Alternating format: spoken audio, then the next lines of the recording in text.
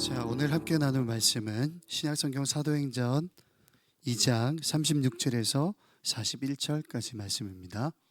사도행전 2장 36절에서 41절까지 말씀 한 절씩 교독하시고 마지막 절 함께 읽겠습니다. 제가 36절 읽습니다. 그런즉 이스라엘 온 집은 확실히 알지니 너희가 십자가에 못 박은 이 예수를 하나님이 주와 그리스도가 되게 하셨느니라 하니라. 말을 듣고 마음에 찔려 베드로와 다른 사도들에게 물어 이르되 형제들아 우리가 어찌할꼬 하거늘. 베드로가 이르되 너희가 회개하여 각각 예수 그리스도 이름으로 세례를 받고 죄사함을 받으라. 그리하면 성령의 선물을 받으리니 이 약속은 너희와 너희 자녀와 모든 먼데 사람 곧 주 우리 하나님이 얼마든지 부르시는 자들에게 하신 것이라 하고 또 여러 말로 확증하며 권하여 이르되 너희가 이 패역한 세대에서 구원을 받으라 하니 함께 읽겠습니다. 그 말을 받은 사람들은 세례를 받음에 이날에 신도의 수가 3,000이나 더하더라. 아멘. 여러분, 수련회 너무너무 은혜로운 시간이었고 수련회를 위해서 수고해 준 우리 임원들과 우리 셀리더들을 위해서 우리 위로의 박수를 크게 한번 쳤으면 좋겠습니다. 아멘. 자, 여러분, 수련회 때 달빛마을 우리 김상진 찬양사역자님을 통해서도 그렇고 그리고 어제 오셨던 강사 목사님도 그렇고 황성호 목사님도 그렇고 하나님께서 우리에게 천국을 경험하게 할 수 있는 이 세상에 두 가지 장치를 허락하셨다고 기억나시죠? 그게 바로 가정과 교회라고 했었는데요. 여러분, 그런데 이거는 관계로부터 시작됩니다. 관계. 여러분, 가장 어렵고 힘든 게 뭐냐면 나는 잘 모르겠는데 종교 행위를 해야 되는 사람들이 제일 힘들어요. 무슨 말이냐면 여러분, 조금 전에 찬양할 때 서 있었지만 서 있어야 되는 그 자체를 납득하지 못하는 데 서 있어야 되는 사람들 얼마나 힘들겠어요. 그러나 여러분, 우리 중에 누군가는 여전히 그런 상태에 머물러 있는 사람들도 있습니다. 마찬가지입니다.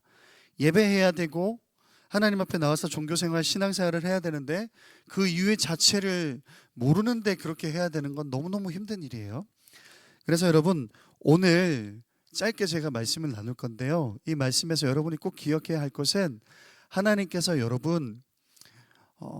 여러분이라고 하는 한 사람 한 사람을 세탁기에 집어넣고 세제를 집어넣고 깨끗이 씻어서 햇볕에 말려서 이렇게 해야 되겠다, 어떤 그런 차원의 것으로 우리의 죄가 사함을 받는다라고 생각하지 말고 우리가 꼭 기억해야 할 것은 하나님께서 여러분과의 본래 관계를 회복하기 위해서 예수님께서 죽으셨다는 것을 기억하셨으면 좋겠습니다.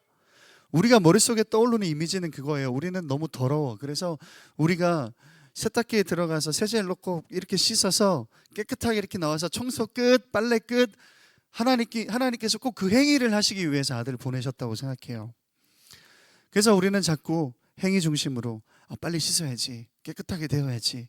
그러나 여러분, 하나님께서 원하시는 거는 너와 내가 관계하자라는 말입니다.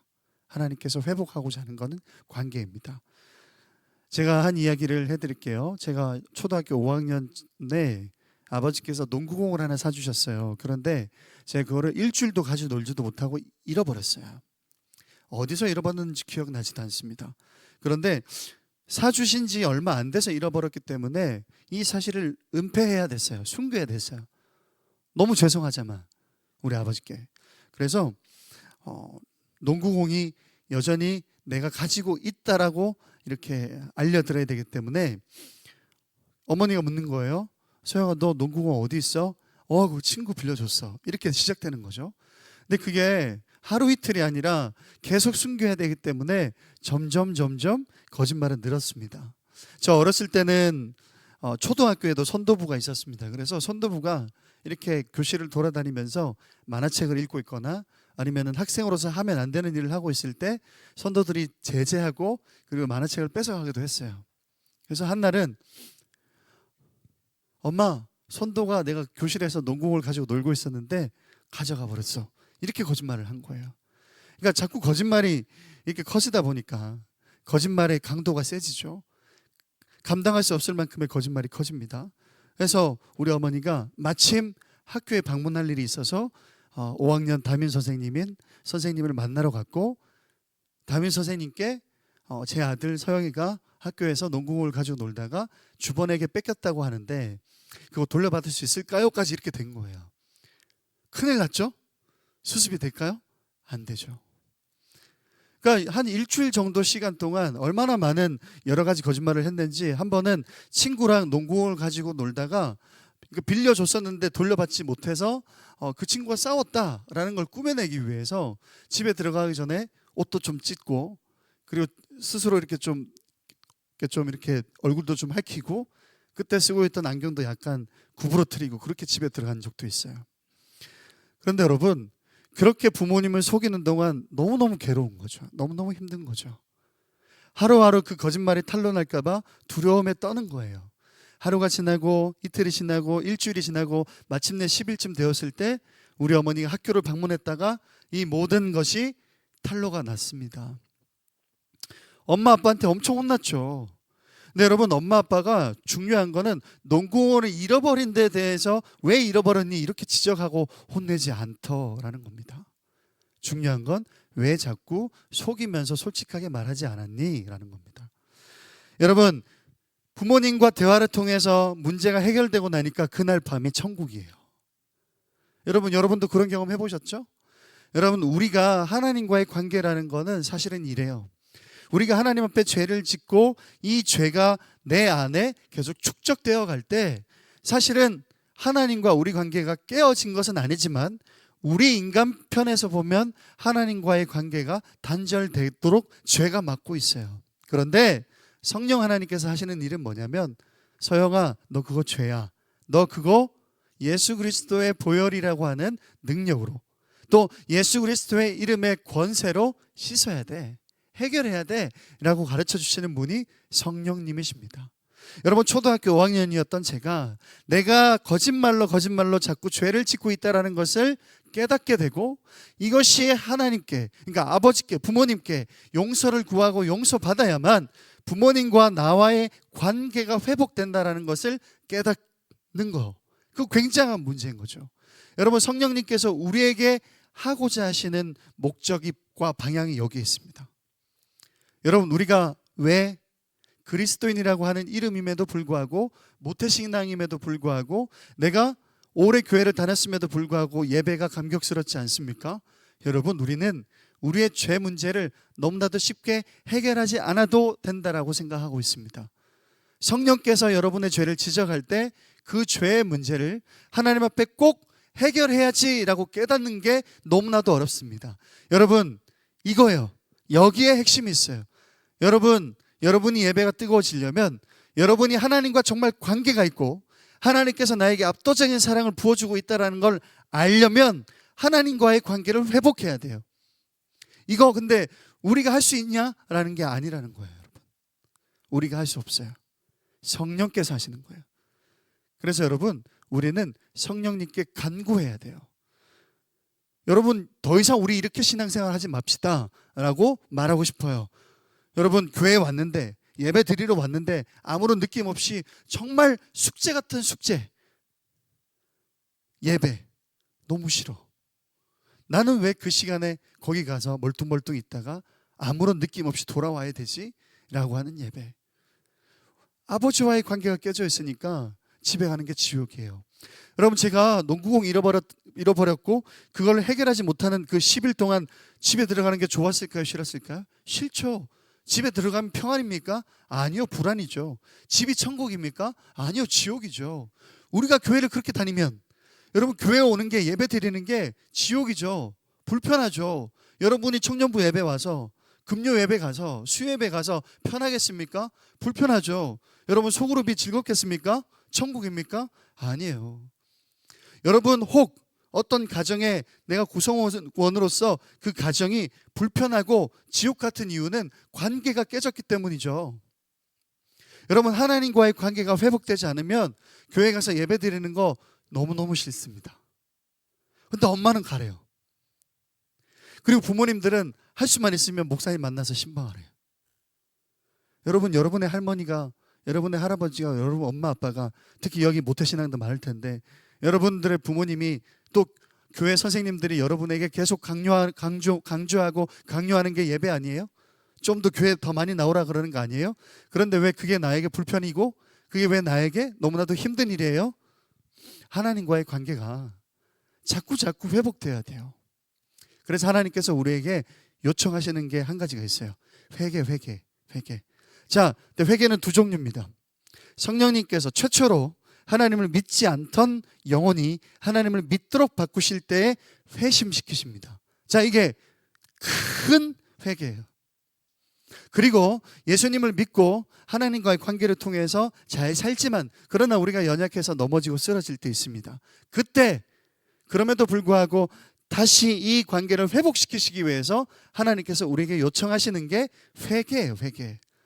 그런데 이거 우리 스스로 할 수 없고 성령께서 하시는 거예요. 자, 여러분들이 하나님과의 관계를 회복하기 위해서 꼭 필요한 이 회개는 성령님께서 하게 하시는 회개예요. 성령님께서. 그래서 여러분, 하나님과의 관계를 회복하기 위해서 꼭 필요한 단계가 있는데 내 마음이 내가 저지른 이 죄 때문에 도저히 살 수 없을 정도로 괴로워져야 돼요. 그래서 아이러니컬하게도 우리가 하나님 앞에 간구해야 할 것은 바로 상한 심령이라고 제가 1월 달에 강조했습니다. 여러분, 성령님께서 여러분의 죄를 지적할 때 저는 죄인입니다. 이 문제를 성령께서 해결해 주세요라고 기도할 수 있어야 합니다. 그리고 하나님과의 관계가 온전하게 되었을 때 하나님께서 우리 사랑하시는 그 압도적인 사랑을 우리가 충만히 받아 누릴 수 있어야 돼요. 여러분, 동맥경화잖아요. 동맥경화. 이스라엘 백성들이 구약 성경에 나타난 이스라엘 백성들이 하나님과의 관계를 중요하게 생각하는 그런 방면으로 종교 생활을 하지 않고 이 하나님이 우리가 어떤 열심을 했을 때 어떤 보상을 줄 것인가 라고에 집중하고 있었기 때문에 하나님을 온전히 누리지 못했습니다. 세상과 교회가 가르치는 복음 중에 어떤 일정 부분은 우리가 신앙생활을 어떻게 했을 때 하나님께서 우리에게 어떻게 보상할 것인가에 초점 맞춰져 있는 것도 사실이고 그게 비성경적이냐? 아니에요. 성경적인 가르침은 맞아요. 그런데 교회를 오래 다닌 사람일수록 우리의 욕심이 사단이 가리우고 있고 속이고 있는 것은 무엇이냐면 하나님과의 우리의 관계가 온전히 회복되지 않았음에도 불구하고 우리는 하나님께서 우리에게 부어주실 것들에 대해서 요청하고 있습니다. 우리의 신앙이 자꾸 그렇게 반복돼요. 여러분, 하나님 정말 사랑하십니까? 그렇지 않음에도 불구하고 하나님께서 여러분에게 부으실 것을 기대하는 그런 기대도 혹시 있지 않습니까? 여러분, 내가 교회에서 신앙생활 10년 했기 때문에 얻어질 어떤 것들이 있다라고 착각하고 있지는 않으세요? 아버지가 아들에게 주는 거죠. 아버지가 아들에게 주는 거지 아버지가 아들이 아닌데도 주진 않습니다. 여러분, 그런데 여러분, 그러면 막혀 있을까요? 그 관계라는 게? 이 관계가 막혀 있고 열려 있지 않은가요? 다른 어떤 누군가에게는 있는데 여기 앞에 서서 찬양하는 저렇게 대단한 찬양팀에게는 있는데 나에게는 없는 것 같은가요? 아니에요. 여러분, 두 사역자 두 분 다 똑같이 말씀하신 게 있습니다. 달빛 마을 김상진 사역자님도 황성호 목사님도 이해되지 않는 이 선택, 하나님께서 은혜를 부어주시기 위해서 준비하고 계시지만 그 은혜를 내가 선택해야 되겠다라고 결정하는 거는 내가 하는 거예요. 내가. 아시겠어요? 그래서 여러분의 삶을 한번 잘 살펴봐요. 나 하나님과의 관계가 온전히 설정되어 있는가? 여러분, 어느 정도냐면 하나님만 생각해도 너무너무 좋을 정도로. 그죠? 우리가 정말 예배 드리고 있는가 어필했었죠? 이 예배가 여러분에게 감격이 아니면 여러분은 우리에게 감격을 주시는 하나님과의 관계가 온전하지 않다라는 증거예요. 동맥경화죠. 이걸 뚫어줘야 하나님께서 부으시는 은혜가 주시죠. 근데 이 뚫어주시는 건 하나님께서 하시는 건 맞지만 뚫어달라고 요청하는 건 우리가 하는 거예요. 아시겠어요? 그래서 여러분, 오늘 제목이 죄를 깨닫게 하시는 성령님입니다. 우리 찬양팀 앞으로 한번 나오십시오. 저는 이 찬양, 우리가 함께 나누는 이 마지막에 하는 이 찬양의 핵심 포인트가 여기 있다고 생각합니다. 혼자 걷지 않는다라는데 혼자 걷죠. 그런데 여러분, 혼자 걷지 않겠다라고 결정하는 거는 여러분이 하는 건데요. 누구랑 함께 걷기 위해 기도할 수 있을까요? 성령님, 제 인생과 함께 걸어주세요 라고 하는 거예요. 근데 그 성령님은요, 우리 인생에 가장 중요한 일을 하신다니까. 너 지금 죄를 짓고 있으니 그 죄를 하나님 앞에서 씻어버리자. 죄 지으면 안 돼. 거기서 멈추자 라고 성령님께서 탄식하며 우리 주변에서 우리에게 요청하셔요. 여러분, 그런 성경 구절 알고 있죠? 여러분 들어보신 적 있을 거예요. 우리가 기도할 수 없을 때 성령님께서 탄식하며 중보하신다고요. 심지어는요, 성령님께서 우리 옆에서 동행하시면서 하나님 앞에 아버지께 중보하세요. 하나님, 서영이가 지금 하나님의 뜻과 반대되는 길을 가려고 하는데 멈추게 도와주세요라고 중보하신단 말이에요. 그래서 여러분, 우리가 때때로 우리가 많이 느낄 수 있는 건 뭐냐면 성령께서 역사하셔서 죄 앞에서 멈춥니다. 죄를 깨닫게 됩니다. 그리고 이 죄가 내 안에 있으면 안 된다라는 걸 알게 되는 거예요. 그래서 회개하는 거예요. 십자가에, 예수님 옆에 십자가에 달렸던 한편 강도가 예수님께 묻습니다. 주님, 당신께서 낙원에 이르렀을 때 저를 기억해 주세요 라고 하는 변화가 이 한편 강도에 일어났습니다. 여러분, 오늘 본문에 있었던 베드로와 사도들에게 복음을 들었던 이스라엘 백성들 하나님의 백성이라고 하는 신분이 있지만 하나님을 아버지라 생각하지 않고 하나님께 어떤 요구하는, 하나님께 자기의 이득만 요구하는 사람으로 살았지만 지금 복음을 듣고 그 마음에 베드로 사도님, 요한 사도님, 우리가 어떻게 해야 됩니까? 라고 하는 어찌할꼬? 라고 하는 탄식이 일어난 줄 믿습니다. 여러분 선택하십시오. 하나님과의 관계를 회복하기 위해서 성령님께서 이 문제를 해결해 달라고 성령님께 간구해야 돼요. 성령님께 기도해야 돼요. 그리고 성령께서 하나님과의 나의 관계를 어떻게 회복시킬 것인가에 대한 기대함으로 나아가야 될 줄 믿습니다. 혼자 걷지 않을 거예요. 이 찬양하면서 여러분, 혼자 걷지 않는다라는 말, 여러 사람과 함께 걷는 공동체를 뜻하기도 하지만 성령께서 여러분과 함께 걷기를 요청하고 계십니다. 우리 함께 찬양합시다.